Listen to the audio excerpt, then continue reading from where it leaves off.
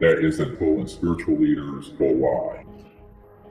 Be with me for a moment. What I would like to do now is just do an experiment taking you through these steps, and you can do this at home. If you're in a group of 3 or 4 people, get a box or a basket, and one person goes out of the room and puts any object in it.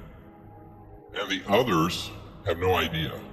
Now, here are the steps to it. Step 1, if you're going to not just do it on the fly instantly, you go into this quiet state of meditation and forget about targeting what you're remote viewing. Just stick with the process of experiencing the awake mind and do the meditation technique using either the breathing technique or the mantra or both, or whatever fires your rocket. And when you're in a deep, quiet state, instead of guessing what is in the box, just let your mind rest on it and ask to know what it is. You might see it, you might get the word for it, you may get an aspect of it. The key thing is to not intellectualize it or start just guessing like some kind of parlor trick or kindergarten game. And that's what most people do. So you have to kind of be brutally honest with yourself. Am I sensing this, or I'm just guessing? Now, initially, you may not know. Your mind may start pulling in all sorts of things. The other thing to understand is that what the mind does, here's the trick. This is the real art and science of this. When you begin to sense something, you will begin to get something that is an accurate, objectively true remote view data point.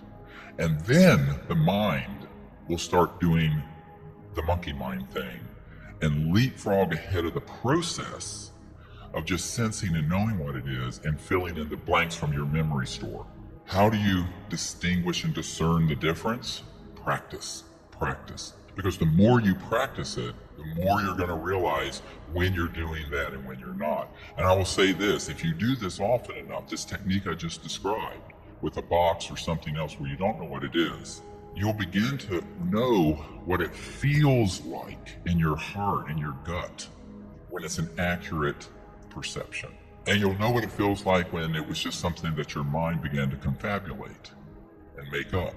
Dream time. I mentioned this before you went to bed. You're asleep. So as you're going to sleep, get a journal, keep something by your bedside, and begin to affirm to yourself that you can have lucid dreaming, be awake within the dream, and you can travel to places and know things in that state. You can begin to practice that on a nightly basis, and as you do it, it'll begin to go up and up and up in accuracy.